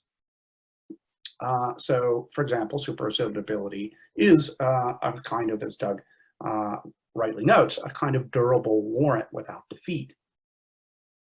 Well, warrant is, on many accounts, a normative property. And normative properties are the sorts of things that Doug finds difficult, and I agree with him, to find populating the world outside of human practices. So if warrant itself is itself if warrant, right, epistemic warrant is not sparse, and the predicate is warranted, is generative, then it's hard to see how super warrant or super assertability would not follow suit. In other words, it sounds like is super assertable might be a generative property, and that itself might be an interesting consequence for his view. It's an interesting question to think about, how that would work and whether that's a problem or not. I'm not sure. So another way of asking the question is, are there mind-independent facts about whether a sentence is super assertable or not? Seems like we want to go both ways. Okay. So, okay, final point. Do we really need domains, or can we treat them as a heuristic? Doug's all in on domains. And I used to be all in on domains too. In earlier work, I was pretty heavy into domains. More frequent work, I've become to think of them really as just a talk of domains or domains of discourse, discourses in general, as a useful heuristic for the pluralist. Moreover, I think happily one can state the Edwardian theory without appealing to them. There's a typo there, sorry about that. I don't think the Edwardians actually need, including the chief head honcho Edwardian, who is on the screen with us now. I don't think the Edwardians need to appeal to domains. I think, in fact, Doug has already shown us the light of how he can do without them, because he's given us this rich language of generative and responsive predicates, sparse and abundant properties. So instead of saying in the moral domain, if P is superassertable, then P is true, we can just instead say, where P, the sentence, employs a generative predicate, then if P is superassertable, then P is true, right? And analogously with other, with responsive predicates. So it's just, you could just, take each sentence one by one as it comes down the assembly line, the semantic assembly line. And, the head honcho Edwardian stands over in his white lab coat and says, does this sentence employ a generative predicate or not? And he has a couple different belts that he can send it down one way or the other, right? All joking aside, I think that this is actually very useful. He can still talk about domains. And in fact, he can define what a domain is perfectly neatly in his account, but he doesn't actually, at the end of the day, need to quantify over them in any serious way in order to say what he wants. Okay, finally, I just want to end today by talking about what we might call political truth.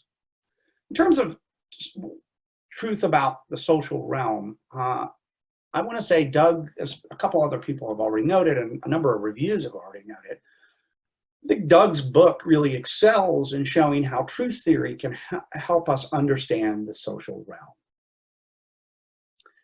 realm. As I said earlier, I think there are a lot of cultural reasons, that is, outside philosophy, external to philosophy, that are pushing on us as philosophers, and rightly so, to generate more insight into the social realm, its ontology, its language, and the purposes to which various bits of those languages can be put, either legitimately or in some ways in anti-democratic ways. And there's been a lot of work right now in, as we all know, in the philosophy of language and metaphysics and epistemology that's attempting to answer these demands. But these demands are also more than cultural. They're also theoretical, that is strictly philosophical. For example, it's pretty clear that certain legislative properties, let's say being a policy mandated by law, it's pretty clear to me that those properties do not exist independently of our beliefs and other attitudes. But it's also pretty clear, as the citizens in the United States are understanding in a very graphic way right now, with regard to the COVID epidemic, that bad policies, for example, about public health, those bad policies can hurt you. So that suggests that on the one hand, properties like legislative properties and properties are called more broadly political properties are ripe for philosophical analysis. They don't seem to be independent of our beliefs and practices, but at the same time, they seem to abide by the following law. Call it Lynch's law if you like. If it can kill you, it is real. If it can kill you, it is real. That's met only halfway in jest. So spelling out the puzzle here, let's take a kind of statement that's made in political discourse. As I'll note in a moment, it's not the only kind of statement that political discourse is comprised of, but here's one. One of the types of things that we argue about in politics is statements like this, that policy X is in the best interest of public Y. For example, mask wearing is in the best interest of a public that is experiencing a COVID epidemic. Sentences like this present us with a classic problem. On the one hand, claims like that, PX, are often the result of deliberation. They're often supported by reasons. We appeal to facts about climate, viruses, and the like, to the historical record, to justify environmental tax and health policies, and so on. Moreover, they're often criticized as being false or unwarranted or irrational. And they can figure in conditionals, deductive and inductive arguments, and are compositional. In short, they seem to be truth-bound. That actually says should be, they don't seem, on the other hand, to represent. Sorry for the typo there. On the other hand, political claims like PX are normative because, for among other things, it seems likely that X is in the best interest of public Y means something like, given Y's interests, Y ought to adopt X. And it is difficult to see how normative claims can correspond to mind-independent facts, at least according to some of us. Moreover, we aren't often responsive to reasons in politics. While we often give reasons to support claims like PX, it's not clear that, or you try to give reasons, it's not clear for all sorts of reasons, let me start over again. While we often attempt to give reasons for claims like PX in politics and political discourse, often people aren't very responsive to those reasons. And there's a ton of data on that from psychology and political psychology and recent work by a number of philosophers as well. That is, it's often the case that we don't change our minds about matters of policy based on response to data. We often seem to change our minds, if at all, in response to more emotional factors. Finally, that in turn suggests that political claims play often an identity, including policy claims, play an identity expressive role in our lives. Think about the resistance to mask wearing by some people and why they reject certain policy claims. It's often, it seems, currently right now in the United States, that rejection of mask wearing policies, for example, is often driven by the need to and the desire to fit in with a particular political group that the people rejecting these things are aspirationally belong to, or to simply express a particular identity. So that seems to suggest that they don't function to describe the world, but to express our political convictions. I think Edwardian truth theory really helps here. For Doug, the predicate is in the best interest of public Y will presumably be counted as generative, or it could be. It doesn't have to be, but it could be, rather than responsive, which means that the claim, like PX above, will be determined by whether it is superassertable. But note that if we follow the letter of Doug's view, we can only make sense of that if we're able to make sense, the letter of Doug's view, of the idea that there's a uniform political domain. But it isn't clear that there is, at least not in the sense required by Doug, namely a uniform set of political predicates. That's because political discourse, while a central aspect of human life, is something of a hodgepodge.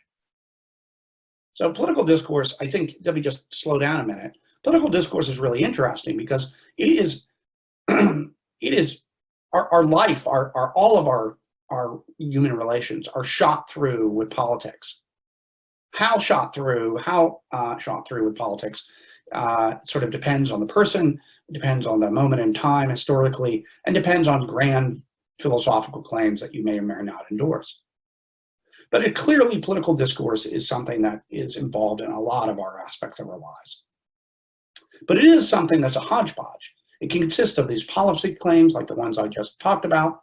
It consists of statements of principles. And it consists of, presumably, a lot of expressive acts of tribal solidarity. And an interesting question, of course, is whether, according to some people, expressivists about politics, the first two types of claims, policy claims and statements of principle, are actually still just expressive acts.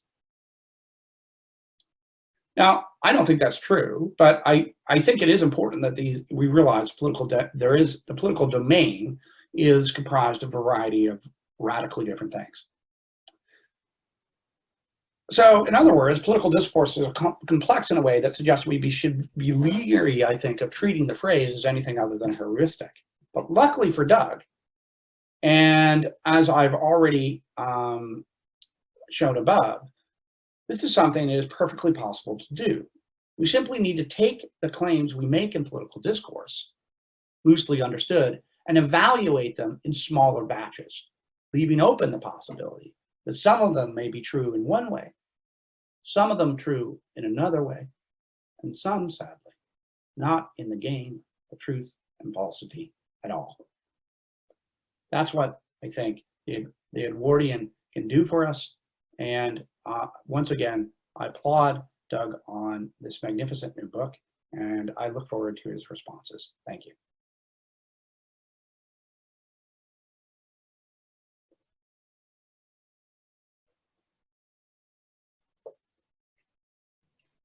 Thank you, Michael. We now have about 10 minutes. My clock says that it is 4 minutes to the hour, or 3 minutes to the hour now. So my clock says that it is now 7 after the hour. And so we can get back to it. We'll have Doug responding to the comments for a few minutes here. And when he has finished, we'll open the floor up for people to ask questions. When we get to that point, I will remind you about how to raise your hand and that sort of thing. So, Doug, whenever you're ready. All right, thanks. Yeah, first of all, I just want to thank everyone, the commentators, for some really wonderful, fascinating, and very rich comments on the book. You know, I feel like I have enough stuff to think about for months, if not years, and I'm just really grateful for the work you put into thinking about it, because yeah, I think that everything is just really fascinating. Obviously, I'm going to try not to talk for weeks, if not months. So I'm just going to try to limit myself to what I can say in about 15 minutes. Obviously, I'm not going to be able to cover everything, but hopefully some of the things that I don't cover we can talk more about in the discussion. So I'll try to kind of split my comments up into 3 different kind of parts. First of all, I'll talk a bit about some of the things that Michael and Nathan asked about, the details of determination pluralism. Then I'll talk a bit about some stuff about domains. And then I'll close by talking about David's comments about deflationism. Okay, so first of all, on the details of determination pluralism. So Michael and Nathan both, I think, quite rightly asked me to practice what I preach and say more about what the metaphysics of truth is on the determination pluralist view. And, you know, just as a kind of bit of background, like when I first kind of started thinking about this view, Michael mentioned it's been in the works for a while. I remember thinking like, oh, this is great because it's such a simple alternative to Michael's really complicated manifestation view, right? Which involves lots of complicated metaphysics. And then obviously I'm realizing that that's just because like he gave the details and I didn't. So I think you're entirely right to ask for more here. And I'm going to try to say a little bit more about those details. So So the initial thing, so thinking about the conditionals, right, that Michael was talking about, and maybe I'll just put these back up from my handout earlier because they might be helpful to look at. So the view about truth I was looking at here is something like, I recently kind of thought about this in terms of like a buy one, get one free view about the metaphysical relationships between these properties, that you get one property, you get another one. I wanted to keep them different. So unlike on Michael's manifestation view where you get one kind of being manifested another, I wanted to keep them separate. So there are two things I wanted to say about these conditionals in response to Michael's questions about whether they're necessary, conceptual, or a priori. And the first thing is I really wanted to think, like, my first port of call is how far can I really push this winning analogy? So thinking, for example, about CC there, the chess conditional. If one has the property of having checkmated one's opponent's king, then one has won. And are those conditionals necessary, conceptual, a priori? Feels to me that that's something that's necessary, in that there's no chess games where that conditional fails. Also kind of partially defines the game of chess. Conceptual, depending on what we mean by this, but it seems to me that on some level we could see this as conceptual, that you don't really have a full grasp of what the game of chess is if you don't understand that, right? If you don't understand how to win it.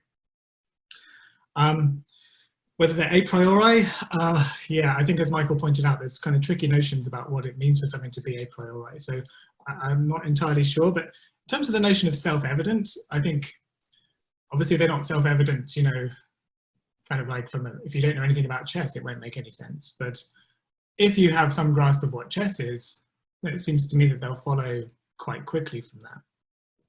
So in terms of the truth case, right, so in the social domain, if P is superassertable, then P is true.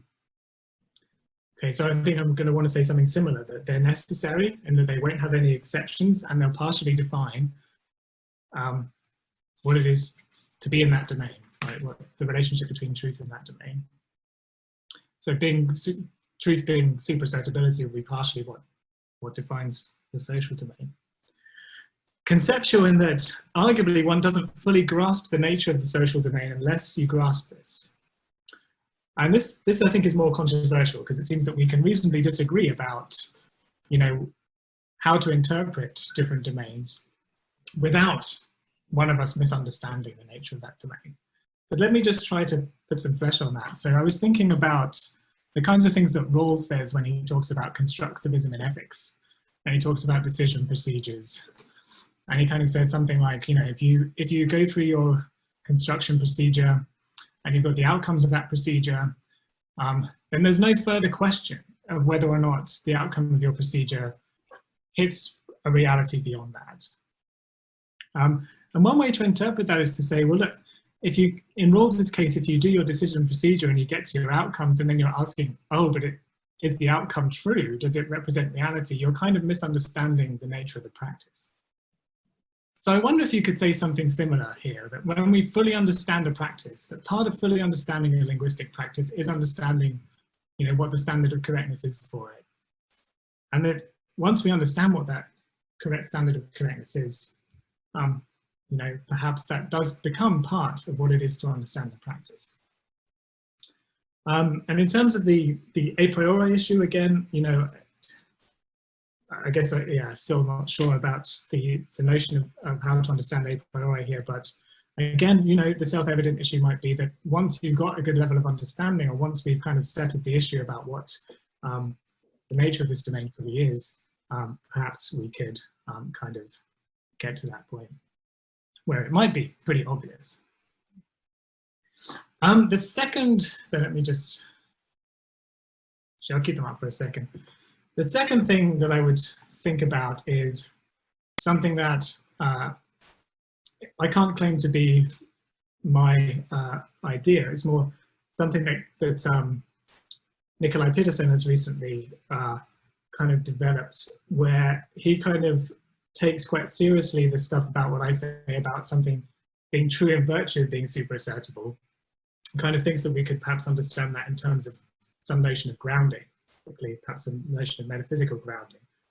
So P would be true in virtue of P's being superassertable, in which case we might understand that relation in kind of the way we understand grounding in terms of something asymmetric, irreflexive, and transitive. Like I said, I can't claim credit for that suggestion. I'm not sure yet if I fully want to go that way, but I think that is one other way of thinking about the metaphysics of that relation that is really interesting.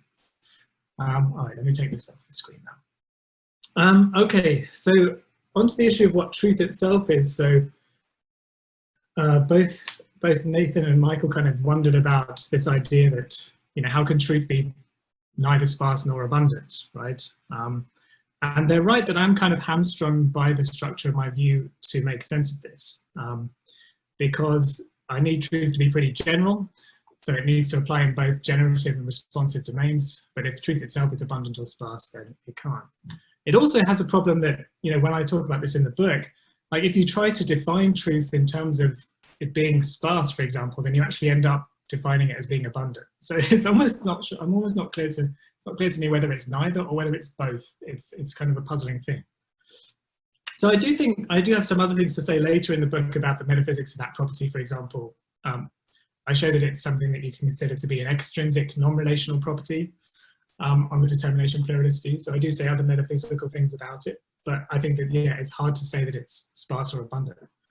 I'm gonna throw another analogy out there at the moment, because I seem to like doing this at the moment. But if we think of truth as something that's partially something that kind of regulates a practice, perhaps it's kind of hard to see it as being understood in the same terms as the things within that practice. So think about the referee in a game of football. Obviously we have the teams playing the game, but it doesn't really make sense to ask whether, you know, which team the referee's on, right? Unless it's Manchester United, in which case it's obvious which team they're on. But, you know, it seems that the referee is part of the practice, but is not in the actual game, right? You're not going to assign the referee to a particular team. And I wonder if we could think about truth something similarly, and maybe just as a sketch, Michael's comments about superassertability and representing reality, right? There'd be the referee's assistants, right? Running the line, helping the referee out, but maybe not part of those practices. Okay. Let me move on to talk about just a bit about domains. I think what Michael says about political truth is really important, and you know, I thought that was really fascinating. I would love to think more about that. And I think it's a nice illustration of how the notion of a domain gets kind of tricky. I think that he and I kind of have slightly different views on domains. Like for me, like the domain comes in a top-down position. Like you start with the domains and then you kind of work out how things are true in terms of those domains, whereas Michael's kind of going from the ground up. You start with the different properties of the predicates that are involved, different ways of being true, and then construct the notion of the domain kind of from that. I think we both kind of need something similar, which is some sense of like what demarcates, say, the political domain, like something like the functional notions of the predicates that are involved in that. And I don't know whether we ultimately meet in the middle, whether, you know, we're both going to need to make use of the same apparatus. It's just a question of where we want to put it. I mean, ultimately, I think I'm happy with whichever one is quite plausible. I like the flexibility of Michael's suggestion that, you know, if we start by just thinking about the individual sentences, then we can, you know, build domains out of that. If we can do all the theoretical work we can that way, then I'm not too fussed about doing things that way. So Nathan kind of talked a bit about compounds, negations, and particularly the domains that compounds belong to, and asked why I kind of didn't want to say that compounds are logical, part of the logical domain. Part of the reason I kind of changed my mind about this was because the way that I go for atomic sentences is I talk about domain in terms of predicates that are involved. But it seems that when you're talking about compounds, so like conjunctions, we don't really have that way of assigning things to domains. I mean, you could say that, you know, grass is green and 2 and 2 is 4 is a conjunction, but that's not really I mean, then that could assign it to the logical domain, but then the truth of the thing you're thinking about is the conjunction itself, not whether it is a conjunction or not. So I also kind of thought that even though conjunctions or, you know, these sort of functions are true due to logical rules determined by truth tables, so their logic is involved in the way that they're true.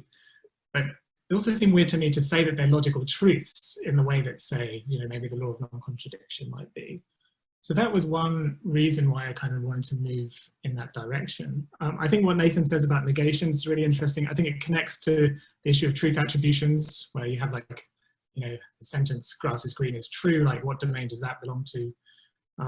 In the book, I kind of suggest that, you know, even though you might think, as Nathan suggests with negations, they might be equivalent to atomic sentences, like grass is green might be equivalent to it's true that grass is green. They're still things that you need to take on a, you know, in a different way to the standard atomics. But yeah, I have more to say about that, but I think I'll just I'll leave it there for now. So David's fascinating discussion of deflationism. I agreed with a lot of what David said. I think I was recently reading a paper of David's where he kind of emphasizes that deflationism has consequences, and I thought that's a wonderful expression and one that I wholeheartedly agree with. And I just wanted to say a bit about the view that he mentioned at the end as a way to kind of get out some of the problems I suggest. And I'm very kind of in favor of the way that he specifies deflationism at the end in terms of thinking about the functions of the words, and then trying to kind of say something different about abundant properties. Now, one thing I was wondering was whether what David says or suggests for the deflationist about abundant properties really gets you properties at all. And let me just explain a bit about what I mean here. So obviously people can correct me if I'm wrong about this, but it seems to me that one way that the discussion of deflationism in relation to properties went over the years was deflationary views originally kind of said, well, truth isn't a property, because they didn't want to get involved in metaphysics. And then, if I remember rightly, Bokoshin's Status of Content paper that David mentioned, you know, showed that it's very difficult to show that truth is not a property. So the deflationist response was, okay, it's a property, but it's not a substantive one. And at that point, you get embroiled in metaphysical questions about what's substantive and what's not. Now, David's suggestion was a really interesting one, right? So instead of, you know, you think about something having a property in the abundant sense. So A has a property P, if and only if A is P. And this really reminded me a lot of Quine's view about properties that he had at one point, which some people call ostrich nominalism, which is almost a kind of an eliminativism about properties. And there's this kind of long debate between Quine and Armstrong and Michael Devitt about whether this view is tenable, right? Whether we really can eliminate property talk in this way. So one thing I was kind of interested in thinking about was whether the suggested amendment to deflationism that David suggests kind of actually, rather than defining abundant properties, kind of just gets rid of them. So then we're left, if we still want to contrast between magnetism and truth, well, then we can say that magnetism is a property, truth isn't one.